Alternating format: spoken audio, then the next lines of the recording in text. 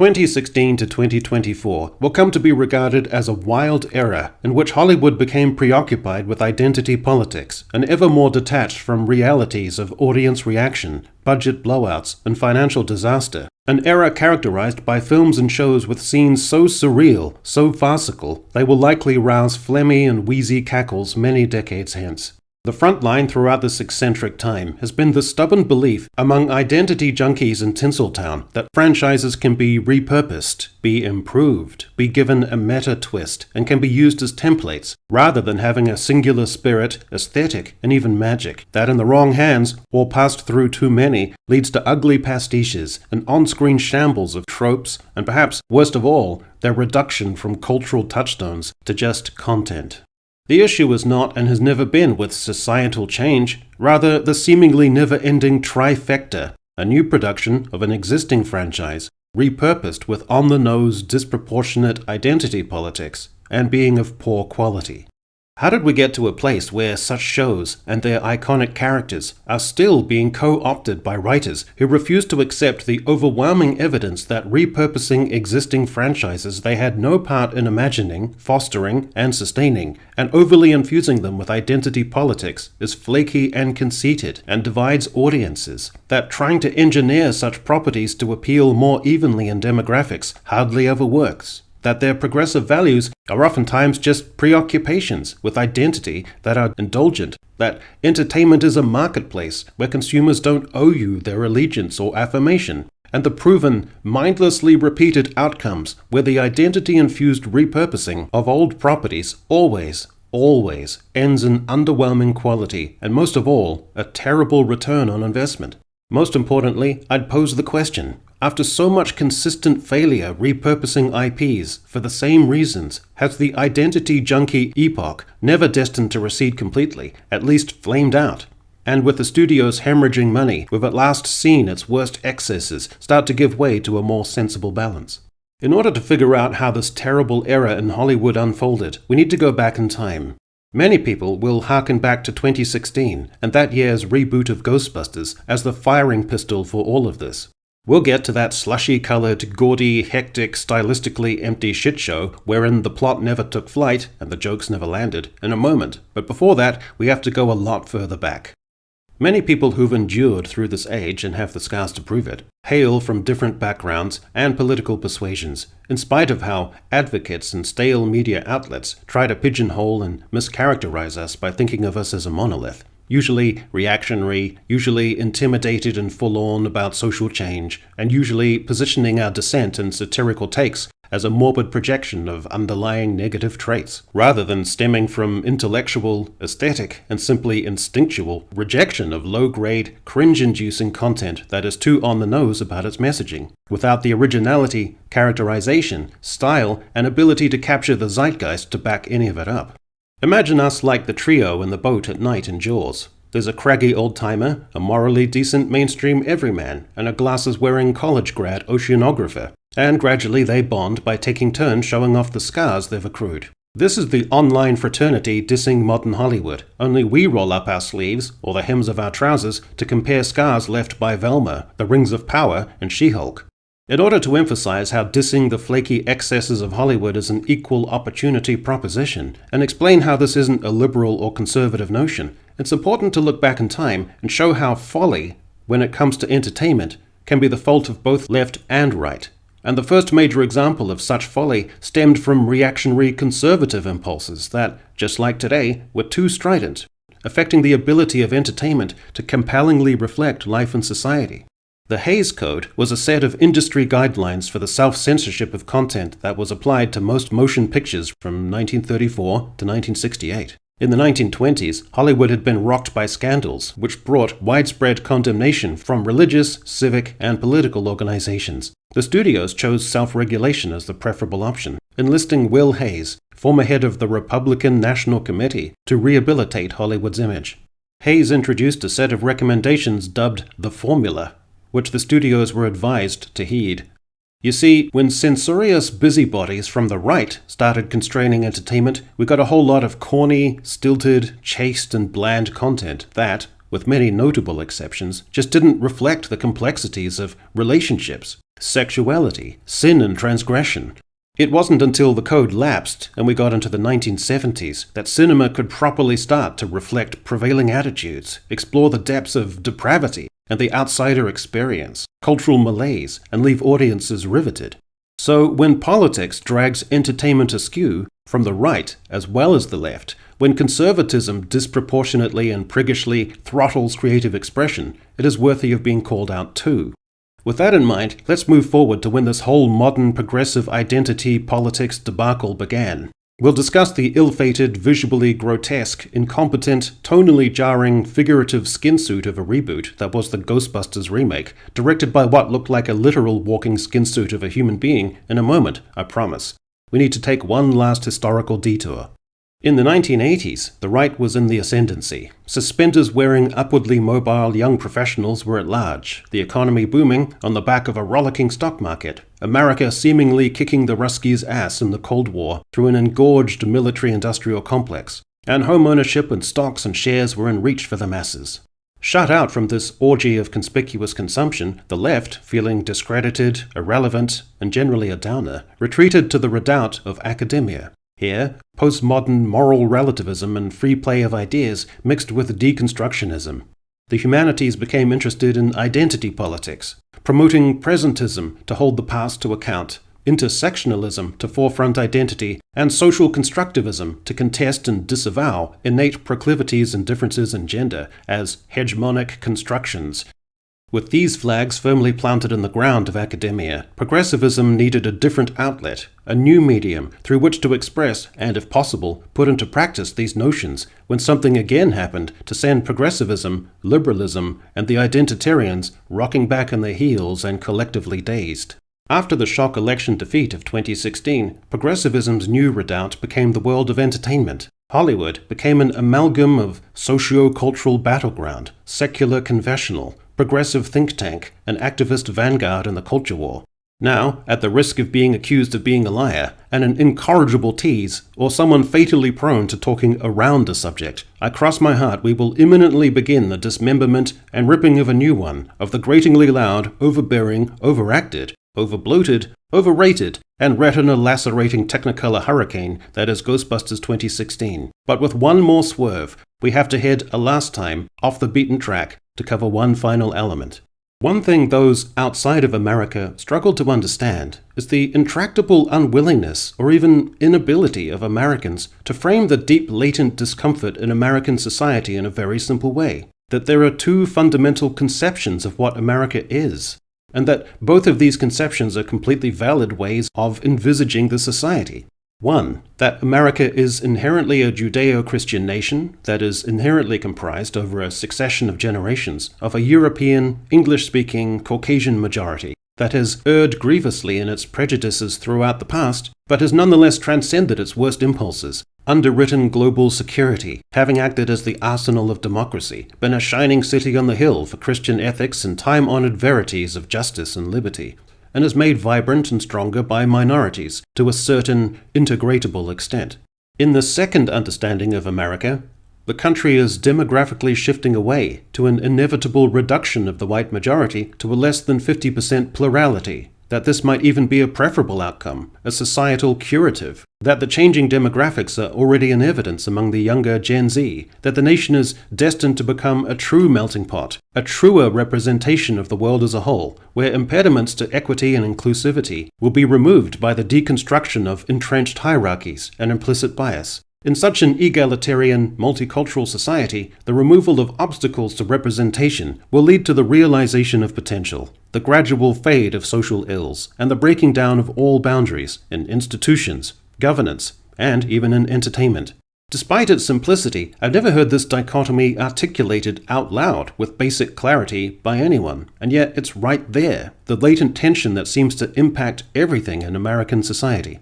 The modern generation of filmmakers and showrunners have grown up with more relaxed, expansive, and untrammeled notions of sexuality, amid a generation that is multicultural, commonly biracial, and pluralistic. So it's important to emphasize that for many, or most of them, there's nothing inherently cynical about their perspectives, and it's easy to understand their motivations, to imbue entertainment with what they see and experience as normalized and ideal.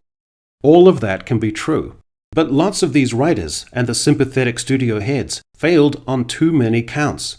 They lost the self-awareness to know when to pick their battles in terms of on-screen representation, colorblind casting, and all the rest. They became too conceited about lecturing their audience, or even worse, thinking that they could condition their audience. They became too cavalier about retconning characters, too indifferent to the legacies of fan icons, too strident in pushing ideology and identity, too presumptuous in thinking their ideas about society are the prevailing ones. They failed to perceive that first kiss between this identity and that identity, first hookups between this race and the other, feels kind of cheap and banal and hollow now, and that ultimately people just want good stories and to be entertained. We are but seconds away from our undertaking, lampooning the primary color overly saturated product placement dumpster fire that is the 2016 Ghostbusters remake, in all its lurid charmlessness and epic fail as a spectacle. But, at risk of you by now clawing the air in frustration and scattering the furniture in your room in a tempest of aggravation and impatience, we have just one minor byroad to ease off the narrative freeway onto, and metaphors to mix. Which is to add that this sordid chapter in America's storied cinematic history would, within a few months of the Ghostbusters remake, find new impetus in the unfolding revelations of the Me Too movement, which exposed exploited power dynamics and predatory behavior in the industry by dodgy men. The place of women in the industry and society would inevitably become an animating idea and sympathetic subject within Hollywood, leading to the rise of autonomous, empowered, stoic, and most importantly, strong female characters.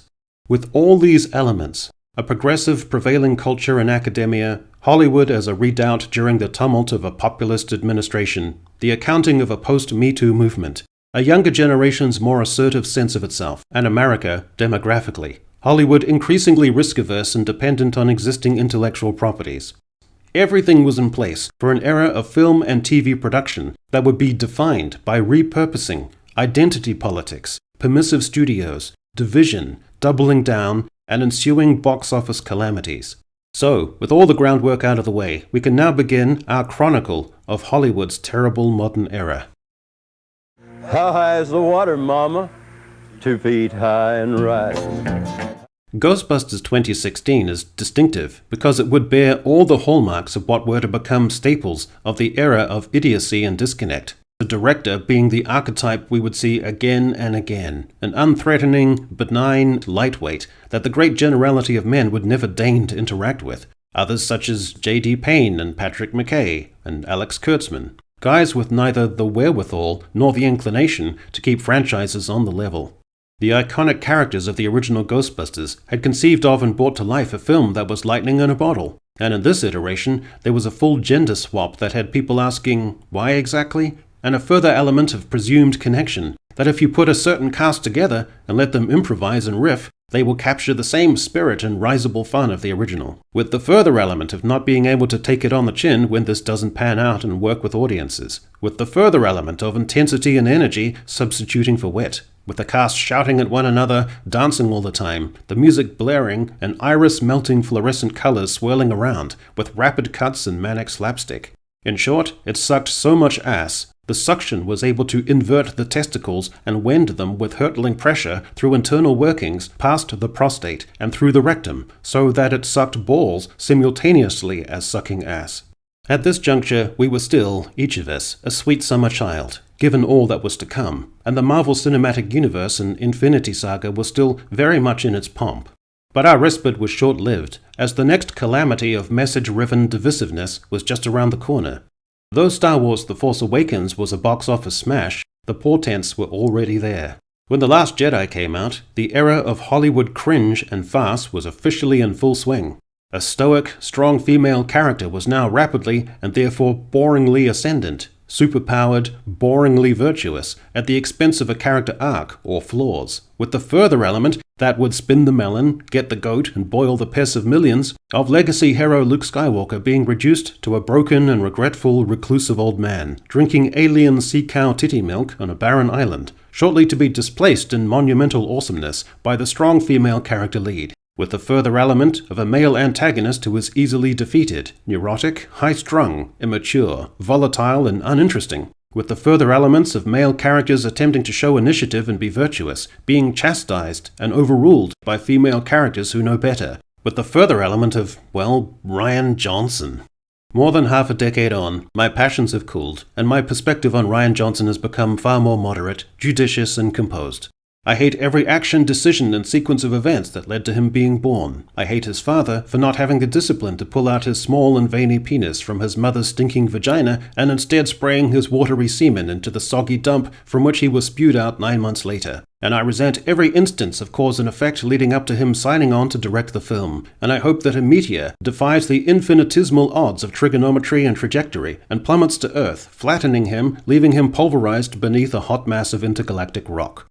Sandwiched between the epic finales of the Infinity Saga, Captain Marvel enforced the trope of the stoic, strong female character, as well as the trope, to be repeated endlessly, no matter how ridiculous it looked, of obliging stuntmen doing their best to be hurled across rooms, twisted into forward rolls, and battered into submission by the swipes of petite 5'6" actresses, as well as the idea, also to be repeated ad nauseum, of male characters rather than remaining masculine in relation to the improved empowerment of the woman, being underpowered and rendered benign in an adverse relation to the strong female characters. After the alien facehugger of strident identity politics and messaging had burst from its egg and impregnated us via our throats, there was a false period of calm. The Mandalorian premiered on Disney Plus in November 2019 and was met with positive reviews, with praise for the visual effects, action sequences, characters, performances, the chemistry between the title character and the child. The Infinity Saga crested with a satisfying conclusion, and the MCU was still the hottest ticket in town.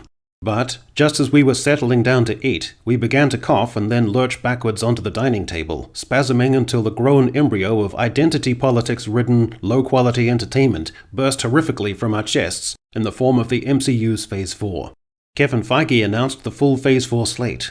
Black Widow, Eternals, Shang-Chi and the Legend of the Ten Rings, Doctor Strange and the Multiverse of Madness, and Thor Love and Thunder, as well as 5 event series to be released on Disney+, The Falcon and the Winter Soldier, WandaVision, Loki, What If, and Hawkeye.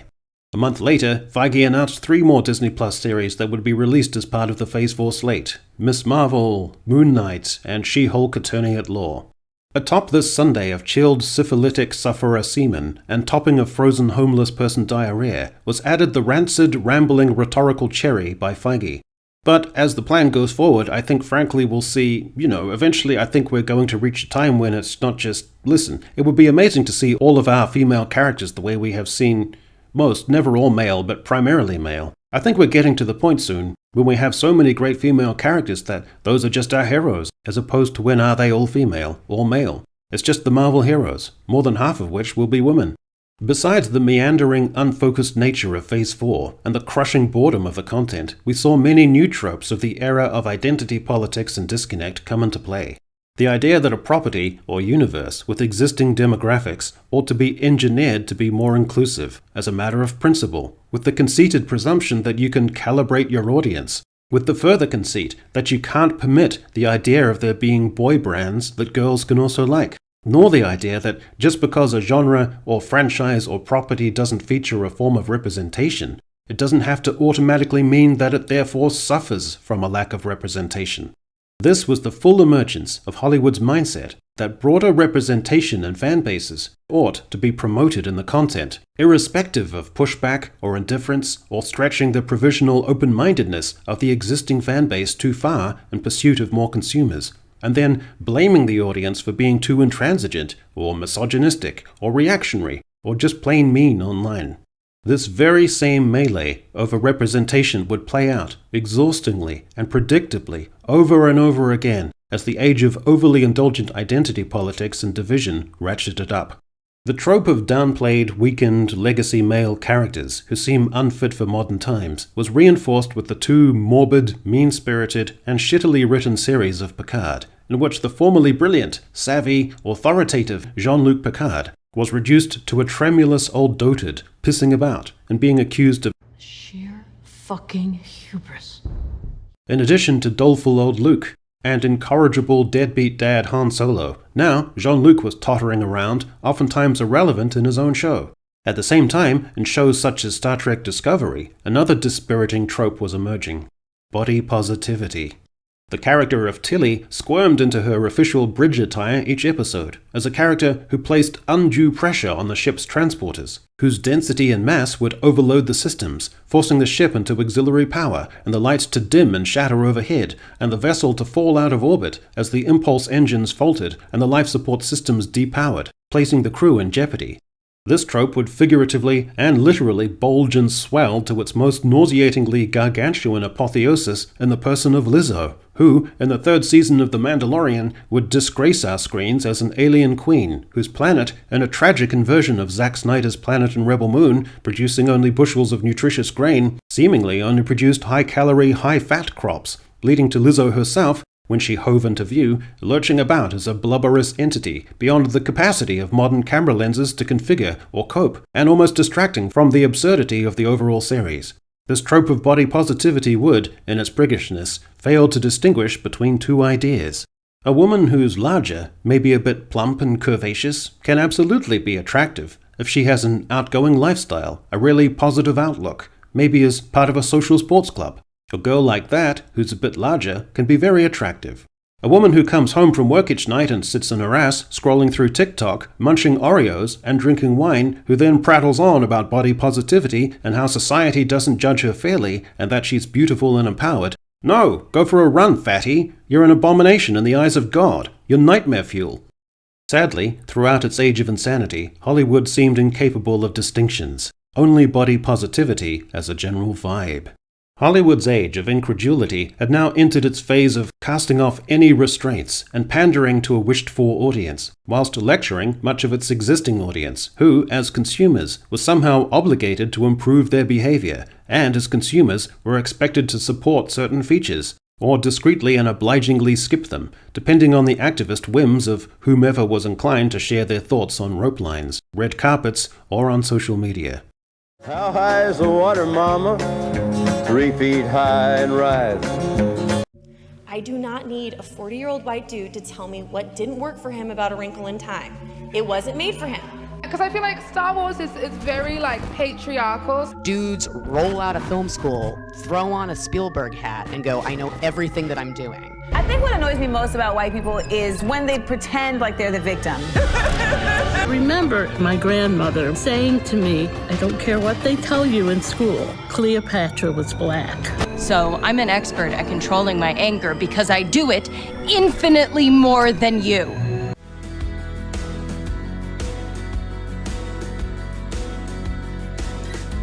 If you don't come see it, then you're sending a message that black women cannot lead the box office globally, that you are supporting that narrative. There's a big focus on her love story with a guy who literally stalks her.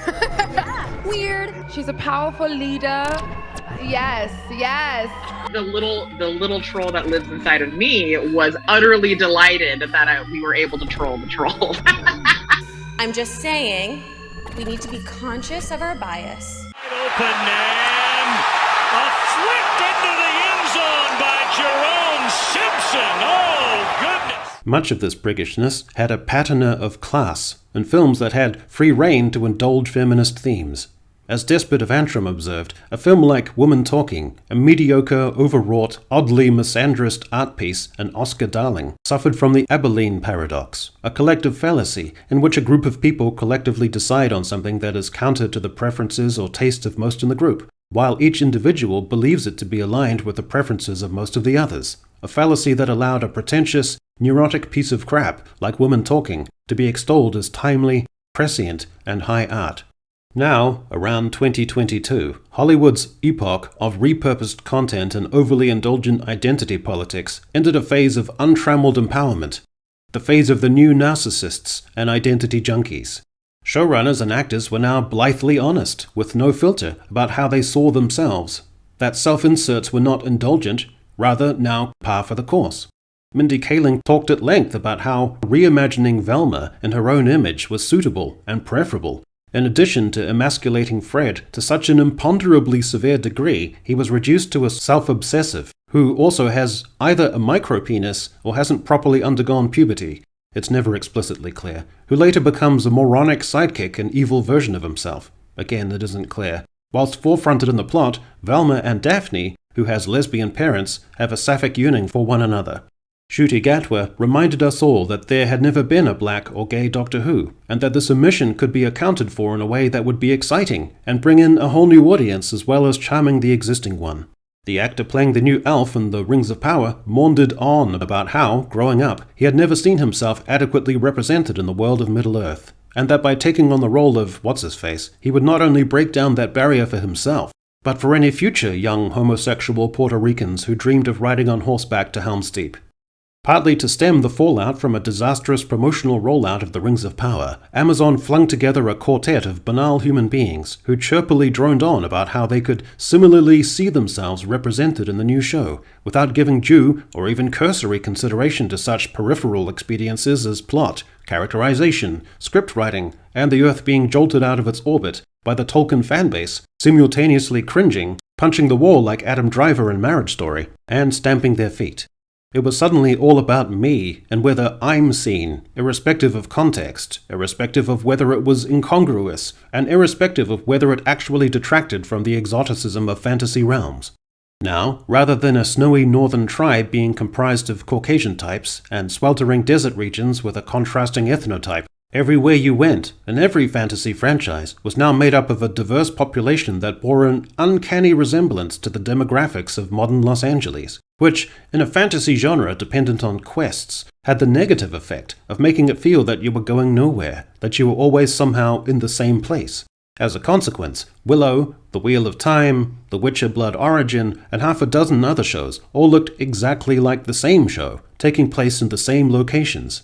Diversity on a small scale caused a homogeneous, indistinguishable blandness on a larger scale. All the repurposed properties in the age of repurposing and identity politics had caused a monolithic blandness of fantasy entertainment.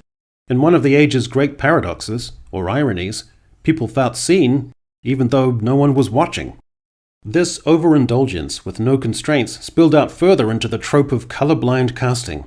All of a sudden, despite it being patently ridiculous, it was now conventional for a black actress to be playing an 11th century Danish Viking, or the real-life historical figure of Queen Anne Boleyn, or a black actor to be playing the real-life Sir Isaac Newton. This collective irrationality of representation, with no contextual guardrails or gatekeeping, became one of the biggest tropes of this extraordinary era. People of colour were now frolicking and entering into romantic trysts in Regency England, climbing the social ladder in the class system, becoming betrothed to the king in a great experiment of racial transformation. The breaking down of barriers to roles now meant practically any role. We then reached a point during this era of identity politics excess and repurposing when Hollywood entered what I can only describe as a fugue state, the likes of which we may never experience again, with a surreal inundation of content so laughably priggish at the same time as calamitous at the box office. A time of prissy doubling down and poor quality that had us, for the span of 2 or so years, white-knuckling it and constantly asking, how did this happen? How high is the water, mama? 4 feet high and rising. For the sake of some kind of brevity, as well as to try and replicate the hurtling momentum of that repurposing and identity politics delirium, I'll go as fast as I can. She-Hulk Attorney at Law, in which a poorly CGI-rendered lawyer as a female Hulk tries to balance modern life, at one stage twerking with Megan Thee Stallion, costing a fortune and being denied a second season because of the financial blowout. Billy Eichner's film Bros, a frank examination of the contemporary gay world and one man's place within it, was met with indifference at the box office, the public not especially enticed by the prospect of scenes such as Eichner and his on-screen beau slapping each other about the face and limbs as a prelude to cathartic sexual release, with Eichner issuing a tweet lamenting the public not coming out in support of the film, which failed abysmally at the box office. And Eichner then scoring a brace of misses as one of the voice actors in the Pixar-released Strange World, centered around the adventures, both into the titular Strange World and into affairs of the heart, of a body-positive, diverse boy exploring his nascent homosexual stirrings and encountering a similarly diverse homosexual teen, a film that also failed terribly at the box office. Then The Rings of Power, encroaching ever closer in a swirling queef smog, with a main strong female character persevering in her pursuit of evil forces over the objections of vacillating and benign males, surrounded by fey and inconsequential males, upstaging a parade of males and a sword-fighting lesson, going toe-to-toe with a strong female leader girl boss, riding into battle as a sword-wielding, unstoppable juggernaut, and aided by the empowered leadership of a Southland's Dr. Quinn medicine woman, and then facing off against the nefarious Sauron, and the most telegraphed reveal since the Darth Vader figure in The Muppets was revealed to be Gonzo. And with the series also failing abysmally in the ratings. And Willow, a pointless repurposing of a 1980s franchise featuring a pair of medieval scissor sisters whose flourishing romance unfolds while some banal quest also occurs. And performed so poorly in the viewing figures, it was scrapped and obliterated from existence, just as Batgirl, featuring a strong female character, was judged so inept and unlikely to connect with audiences, it was erased from the servers at Warner Brothers, and from existence entirely as a tax write-off. Then Snow White, receiving such a negative backlash when its star cavalierly disparaged the original as dated, and insisted a key part of the repurposed effort be that Snow White not be saved by the prince, or particularly have anything much to do with romance at all, and the film having magical people in place of dwarves, causing the project to be shunted into 2025 as a means to disentangle all the problems. And Ant-Man and the Wasp: Quantumania, featuring a teenage technology genius, because girls and STEM, and a visual palette so ugly it were if it had been slathered in Kool-Aid and splattered with jelly, and which cratered at the box office, losing $120 million. And The Flash finally being released, despite the dubious allegations, unresolved legal matters, and glut of online footage of non-binary Ezra Miller in the back of police cars, dancing like a bellend, and shoving people in the street, with the film losing $150 million. And The Marvels, featuring 3 female co-leads, necessitating multiple expensive reshoots, being delayed half a dozen times, being full of forced levity and lame set pieces, and full of obscure backstory and ridiculous MacGuffins, leading to Marvel Studios losing $230 million. And Indiana Jones and the Dial of Destiny, featuring an unlikable strong female character co-lead, while an obviously too old Harrison Ford tried to seem animated, and the film losing Lucasfilm $140 million, and climaxing with Harrison Ford's Indiana Jones being punched out like a bitch by a strong female character, followed quickly by an adaptation of Peter Pan, in which Peter Pan is punched out like a bitch by a strong female character, the release of Madam Web, where a strong female character becomes protector to a trio of plucky young female characters, becoming one of the biggest flops in comic book movie history, losing $240 million, followed shortly by Echo, which peaked with this era's surely insurmountable compounding of identity, with a protagonist who is a strong female character, who is also Native American, and is also missing a limb, and is also deaf, in a show that was released in the dumping ground that is early in the year, and was watched by almost no one. Then the recently repurposed Batman animated series Batman Caped Crusader, a show that contains hardly any Batman, where Oswald Cobblepot, aka the Penguin, is not only gender-swapped to be a woman, but also a fat woman, who is, in her body positivity, irresistible to men, where Barbara Gordon is a black woman, Renee Montoya conspicuously fat and lesbian, and Harvey Dent is reimagined as a corrupt and misogynistic DA.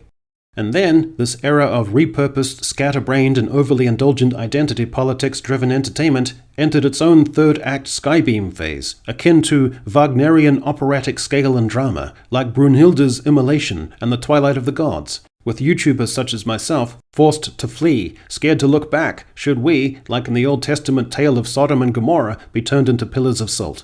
How high is the water, mama? 5 feet high and rising.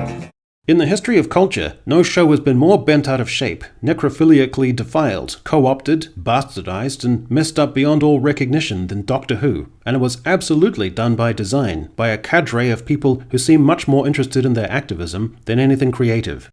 In recent years, the venerable British institution saw Doctor Who regenerate as a woman who declared, "I had an upgrade." Then there was a speculated lesbian relationship with one of her companions. Then the show was retconned so that a previous Time Lord was a black woman, and then one of the Doctor's companions was transgender. Then there was an episode where the transgender companion's non-binary transcendent oneness effectively saved the cosmos. Then there was a wheelchair-bound woman who shoots lasers out of her wheelchair. Then there was the favorite recurring baddie of Davros, bound in a kind of wheelchair life support system, who was then reimagined as able-bodied to prevent any associations between disabled and evil people. Then Sir Isaac Newton is suddenly from India, and David Tennant's doctor gets lectured about pronouns. Then the new doctor implies that he's had a romantic relationship with Harry Houdini. Then there's a huge campy song and dance number featuring Doogie Howser. Then there's a bi-generation, with the new doctor being a gay black man, with the actor tediously expounding on his grievances and trite aims for the show ad nauseum in the media.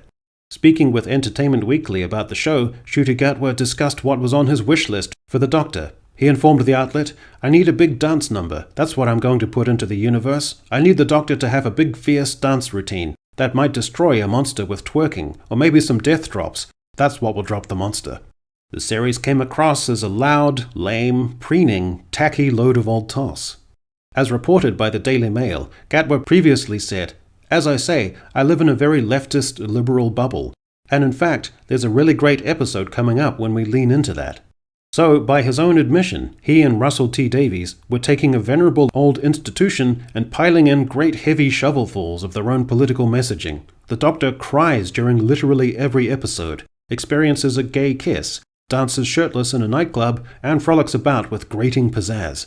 There is a scene in the second episode of the season where the Doctor's companion has been strung up in a net of musical notes for having written a song for her lesbian friend, and the Doctor is facing off against Maestro, an evil godlike creature played by the exhaustingly loud two-time RuPaul's Drag Race winner Jinx Monsoon, who chastises another character for not using they-them pronouns and flounces about in mad, loud tirades of churlish nonsense and bitchy disdain. Midway through the series, it becomes apparent that the show was experiencing a drastic and sustained drop-off in viewing numbers, crashing to the lowest in the 6 decades of the show. Hard evidence that the mainstream public was just not into it, that the presumptions about enlightened and enlightening identity politics were severely wrong, and that the quality of writing and characterization had suffered. It was a ratings catastrophe, more due to blank indifference than scathing takes. You see, positivity and leading your best life and providing visibility are not related in any meaningful way to creative quality. If there were an entertainment equivalent of a tantric orgasm, sustained for the practitioner throughout a blissful span of self-induced pleasure, excluding all sense and cognition, all awareness, it would be Leslie Headland's franchise repurposing identity politics disaster, the death by queef asphyxiation that was The Acolyte. The Death Star itself wishes it could have done half as much damage to the galaxy that Leslie Headland achieved, a show where people who just wanted to see cool, original and uplifting Star Wars felt the last diaphanous wisp of their childhood vanish into the ether of a culturally polluted modernity. Besides the mad cabaret of antics and absurdities, a fire in space, wafting as if it were a campfire, a building made of cold stone, erupting into flame, a Jedi in a self-induced spiritual coma for 10 years, levitating a few feet off the ground, where presumably a decade's worth of feces have been cleaned up and his sphincter habitually wiped by obliging Jedi temple janitors. His hair and makeup so poor it looked like he was wearing a stick-on Abraham Lincoln-style beard in a high school production, with his actual plastered-down hair bulbously apparent under a skullcap, with an uncanny and unsettling impression of a character who was simultaneously 25 and 45. A body-positive Jedi diabetes, a half-assed comedic skit involving a badger creature called Basil, and an actor and comedian as queer as the ace of spades as a Jedi. There was, at the show's heart, a coven of lesbian space witches. This identity politics indulgent self-insert, so obviously destined to be unappealing to vast swaths of fans, so strenuously advocated for in interviews, so heavily leaning into facile, contrived, modern social, sexual, gender and political affectations and interests, managed even to surmount modern Doctor Who as the teeming moment of this age of Hollywood identitarian repurposing crap.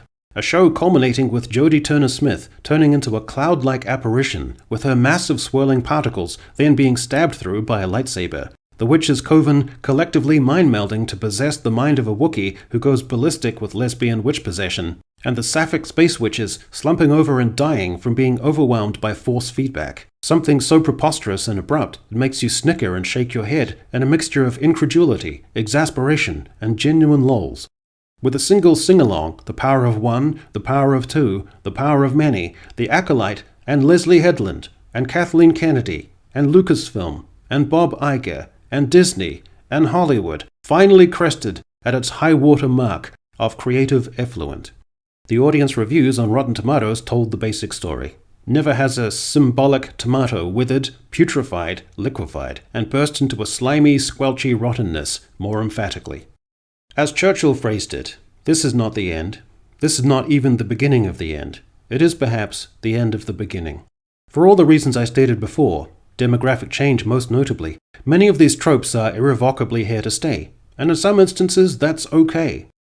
But Hollywood's era of dinosaurs, massive films that fail on an epic scale because of activist BS, overly indulgent identity politics, and reliance on IPs to deliver audiences, that era of dinosaurs has well and truly experienced its asteroid. Studios will never be quite as accommodating, permissive, and enthralled to activist and self-insert content to the same degree they have. There will be a far lesser likelihood of directors being cast rather than properly vetted and prepared. Less attempts, overtly at least, to try and compel majority male audiences to attend screenings of content that doesn't appeal to them. Less priggish and morally perfect strong female characters with insubstantial character arcs. Less asexual and aromantic female protagonists contrived from a notion that relationships might be in some way compromising to such heroines. Less lecturing and smarmy meta reworkings of old IPs involving fourth wall breaks to try and troll the audience who have paid for the content, and other subtle changes that might restore some faith in the Hollywood machine. As Schiller wrote, "Against stupidity, even the gods themselves contest in vain." As Charles Mackay wrote in The Madness of Crowds, in reading the history of nations, we find that, like individuals, they have their whims and their peculiarities, their seasons of excitement and recklessness, when they care not what they do. We find that whole communities suddenly fixed their minds upon one object and go mad in its pursuit. That millions of people become simultaneously impressed with one delusion and run after it till their attention is caught by some new folly, more captivating than the first. Men, it has been well said, think in herds. It will be seen that they go mad in herds, while they only recover their senses slowly and one by one. Slowly, one by one, those in Hollywood who hire the talent, greenlight projects, and write the checks seem to be recovering their senses.